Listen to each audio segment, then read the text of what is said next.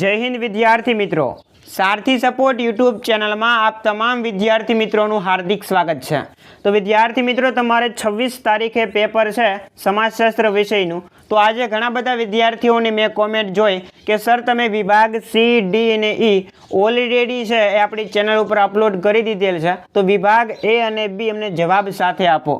તો એ બધા જ વિદ્યાર્થી મિત્રોની કોમેન્ટને ધ્યાનમાં રાખી અને ખાસ આજે વિભાગ એ જવાબ સાથે લઈને તમારી સમક્ષ હાજર થયા છીએ। તો વિડીયોને મિત્રો તમે સ્કીપ કર્યા વગર અંત સુધી જોતા રહેજો અને સંપૂર્ણ આ પીડીએફ ફાઇલ તમારે ડાઉનલોડ કરવી હોય તો ડિસ્ક્રિપ્શનની અંદર મેં લિંક આપી છે, અન્યથા તમે ટેલિગ્રામ ચેનલની અંદર જોઈન થઈ શકો, ત્યાં પણ હું આ પીડીએફ ફાઇલ છે શેર કરી દઈશ। અને અહીંયા જે મેં વિકલ્પો લીધેલા છે છેલ્લા 5 વર્ષની અંદર બોર્ડની એક્ઝામની અંદર વારંવાર રિપીટ થયેલા હોય એવા જ પ્રશ્નો લીધેલા છે અને ગેરંટી સાથે કહું છું કે બધા પ્રશ્નો તમને આમાંથી જોવા મળશે। જો વિશ્વાસ ન આવતો હોય તમને તો ઓલરેડી મનોવિજ્ઞાન છે, ભૂગોળ છે, ઇતિહાસ છે, આ બધા પેપર પતી ગયા છે। એક દિવસ અગાઉ મેં વિકલ્પો આપેલા અને બોર્ડની એક્ઝામની અંદર એક વિકલ્પને બાદ કરતા બધા જ પ્રશ્નો છે એમાંથી તમને જોવા મળેલા છે, ચેક કરી શકો, હજી છે આપણે આઈએમપી પ્લેલિસ્ટની અંદર।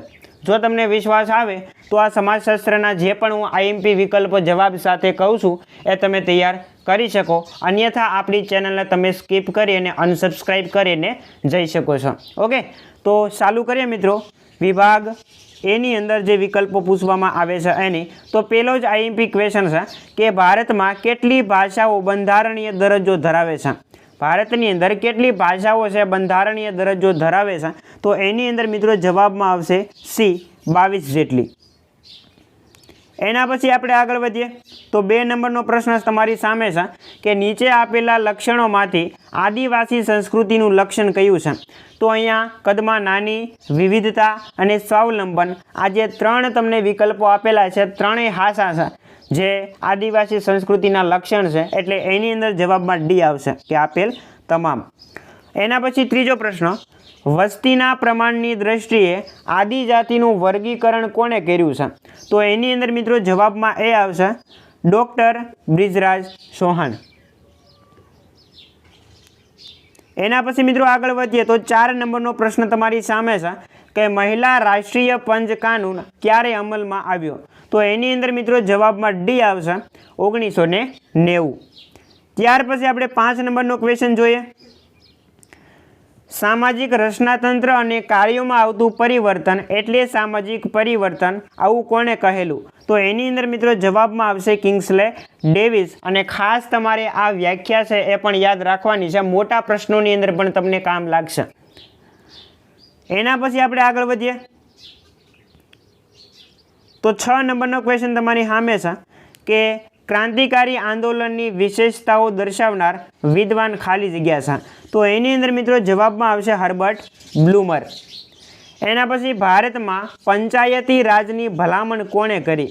તો બળવંતરાય મહેતા સમિતિ છે મિત્રો, એને ભારતની અંદર પંચાયતી રાજ છે એની ભલામણ કરેલી।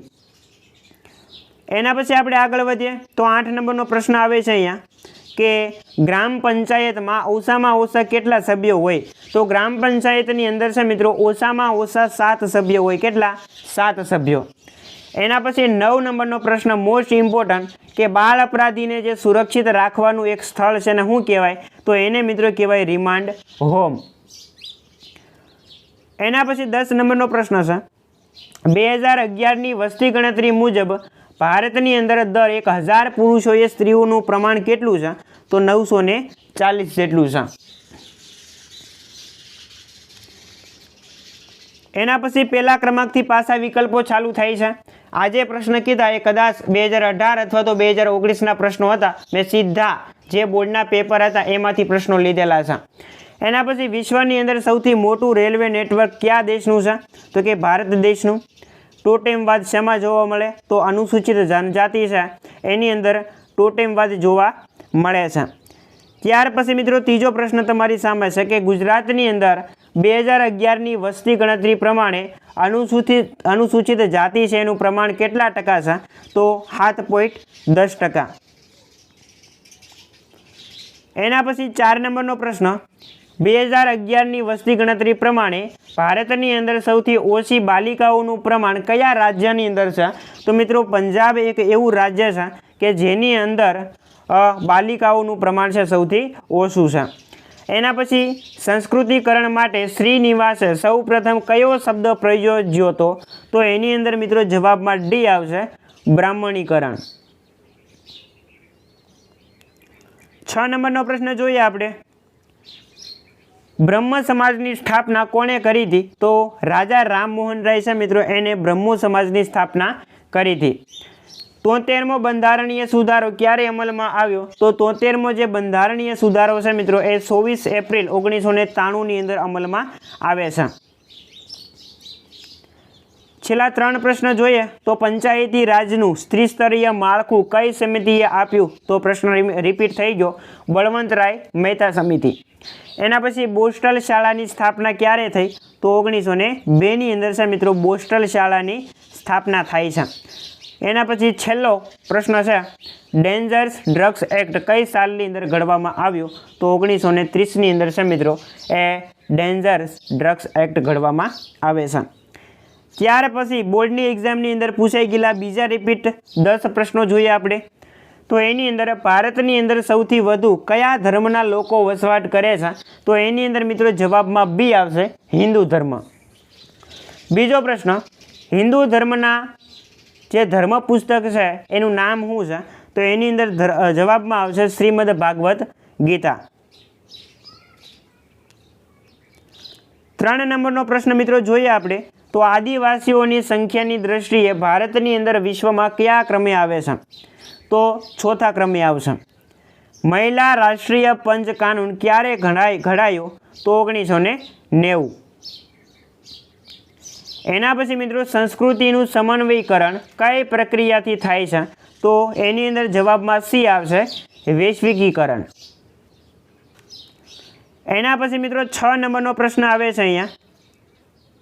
ભારતમાં વડાપ્રધાનશ્રીએ સ્વચ્છતા અભિયાનનો આરંભ ક્યારે કરાવ્યો?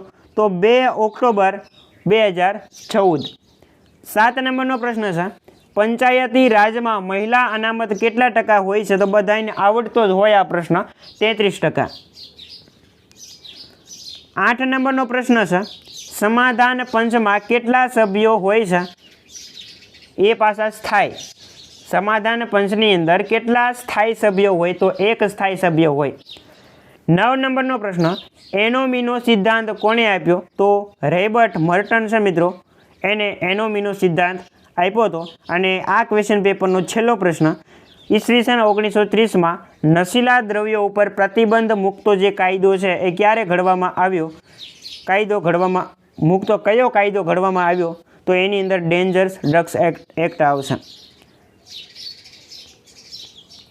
એના પછી બીજું ક્વેશ્ચન પેપર છે એની અંદર 10 જેટલા પ્રશ્નો આપણે બીજા રિપીટ થયેલા જોઈએ. તો ભારતનો સર્વોચ્ચ નાગરિક એવોર્ડ કયો છે? તો ભારત રત્ન. બીજો પ્રશ્ન, શીખ ધર્મનું ધાર્મિક સ્થળ કયા નામથી ઓળખાય છે? તો એની અંદર મિત્રો જવાબમાં આવશે ગુરુદ્વાર. 3 નંબરનો પ્રશ્ન જોઈએ આપણે. મંડળ કમિશનમાં ભારતના કયા સમાજશાસ્ત્રને કામગીરી સોંપવામાં આવી હતી? તો એની અંદર કયા સમાજશાસ્ત્રીને કામગીરી સોંપવામાં આવી હતી? તો એની અંદર M.N. શ્રીનિવાસ. ગર્ભપાતનો કાનૂન ક્યારે ઘડાય છે? તો કે 1971માં. એના પછી મિત્રો ઉદારીકરણમાં કઈ બાબત ઉપર ભાર મુકાયો હતો? તો ઉદ્યોગ વેપાર છે એની અંદર ઉદારીકરણની અંદર ભાર મૂકવામાં આવ્યો હતો. ત્યાર પછી મિત્રો 6 નંબરનો પ્રશ્ન છે, ગુજરાતમાં સુધારાવાદી આંદોલન કોણે ચલાવ્યું હતું? તો કવિ નર્મદ છે મિત્રો, એને સુધારાવાદી આંદોલન ચલાવ્યું હતું. 7 નંબરનો પ્રશ્ન, પંચાયતી રાજની સ્વતંત્રતા પાયાથી જરૂર થવી જોઈએ આ વિધાન કોને આપ્યું? તો મહાત્મા ગાંધીએ આપેલું. એના પછી 8 નંબરનો પ્રશ્ન, પંચાયતી રાજનું ત્રિસ્તરીય માળખું કઈ સમિતિએ આપ્યું? જેટલા પણ પેપર સોલ્યુશન આપણે જોયા આગળ એની અંદર આ પ્રશ્ન રિપીટ થઈ ગયો છે, 4 વખત આવ્યો. તો એની અંદર જવાબમાં આવશે બળવંતરાય મહેતા સમિતિ. એના પછી બોસ્ટલ શાળાની સ્થાપના સૌ પ્રથમ કયા દેશની અંદર થઈ? તો ઇંગ્લેન્ડની અંદર છે બોસ્ટન શાળાની સ્થાપના સૌપ્રથમ થાય. જે ક્વેશ્ચન પેપર છે એનો છેલ્લો ક્વેશ્ચન છે કે વિશ્વ એઇડ્સ દિનની ઉજવણી ક્યારે કરવામાં આવે છે. બધા જ વિદ્યાર્થીઓને આનો જવાબ તો આવડતો જ હોય કે 1 ડિસેમ્બરે છે એ વિશ્વ એઇડ્સ દિનની ઉજવણી કરવામાં આવે છે. હવે એક છેલ્લું ક્વેશ્ચન પેપર વધ્યું છે જેનું આપણે સોલ્યુશન જોઈએ તો પહેલો જ ક્વેશ્ચન છે રિપીટ થયેલો કે ભારતની અંદર સૌથી વધુ કયા ધર્મના લોકો વસવાટ કરે છે. તો એની અંદર મિત્રો જવાબમાં હિન્દુ આવશે. બીજો પ્રશ્ન, પારસીઓનું ધાર્મિક પુસ્તક કયું છે. તો પારસીઓનું ધાર્મિક પુસ્તક કયું છે તો કે અવેસ્તા. ત્યાર પછી આપણે આગળ વધીએ તો 3 નંબરનો પ્રશ્ન છે કે અનુસૂચિત જાતિનું સૌથી વધુ પ્રમાણ કયા રાજ્યની અંદર છે. તો પંજાબ આવશે. એના પછી 1901માં ભારતમાં જાતિ પ્રમાણ કેટલું હતું. તો 972. એના પછી સામાજિક પરિવર્તન એટલે રચનાતંત્રમાં ફેરફાર. 6 નંબરનો પ્રશ્ન, ભારતમાં રંગીન ટેલિવિઝનનો પ્રારંભ ક્યારે થયો. તો 1982ની અંદર. એના પછી બ્રહ્મો સમાજની સ્થાપના કોણે કરી હતી. રિપીટ થઈ ગયો, રાજા રામમોહન રાય. પંચાયતનો કાર્યકાળ કેટલા વર્ષનો હોય તો કે 5 વર્ષનો. અને આ ક્વેશ્ચન પેપરના છેલ્લા 2 પ્રશ્નો, બાળ અપરાધીને સુરક્ષિત રાખવાનું જે સ્થળ હોય એને શું કહેવાય. રિપીટ થઈ ગયો પ્રશ્ન, રિમાન્ડ હોમ. અને છેલ્લો પ્રશ્ન કે એઇડ્સનો જે પ્રથમ દર્દી છે એ કયા દેશની અંદર આપણને જોવા મળ્યો હતો. તો અમેરિકા જે દેશ છે એની અંદર આપણને એઇડ્સનો પ્રથમ દર્દી જોવા મળેલો.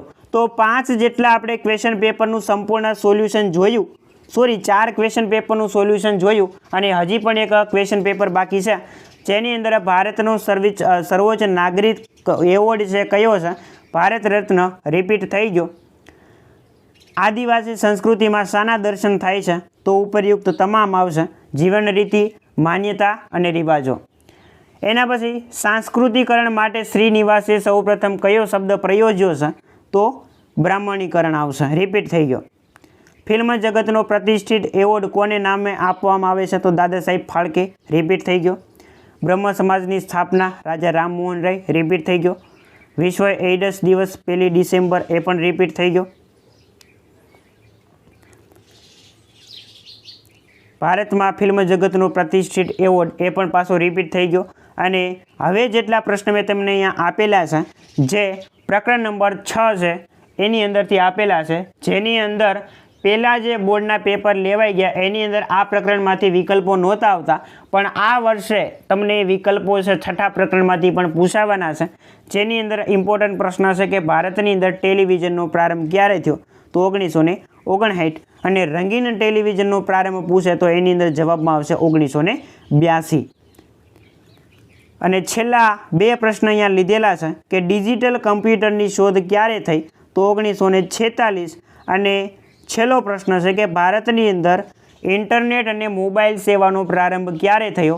અલગ રીતે પણ તમને પૂછાઈ શકે કે ભારતની અંદર ઇન્ટરનેટ સેવાનો પ્રારંભ ક્યારે થયો. તો 15 ઓગસ્ટ 1995. અને એવી રીતે પૂછાય કે ભારતની અંદર મોબાઈલ સેવાનો પ્રારંભ ક્યારે થયો. તો પણ જવાબની અંદર શું આવશે તો કે 15 ઓગસ્ટ 1995. તો આટલા વિકલ્પો મિત્રો તમને બોર્ડની એક્ઝામની અંદર 26 તારીખે પૂછાય એવા મને લાગે છે. અને બેઠે બેઠા તમને આમાંથી જ જોવા મળશે. તો ખાસ સૌથી પહેલાં તમારે આજે વિકલ્પો છે એને તૈયાર કરવાના છે. આશા રાખીશ કે આજનો વિડીયો તમને પસંદ આવ્યો હશે. વિડીયો પસંદ આવ્યો હોય તો લાઈક કરો, શેર કરો અને ચેનલ ઉપર પહેલી વાર આવ્યા હો તો સબસ્ક્રાઈબ કરવાનું ભૂલતા નહીં. મળીએ દોસ્તો આવા જ નવા વિડીયો સાથે. જય હિન્દ, જય ભારત.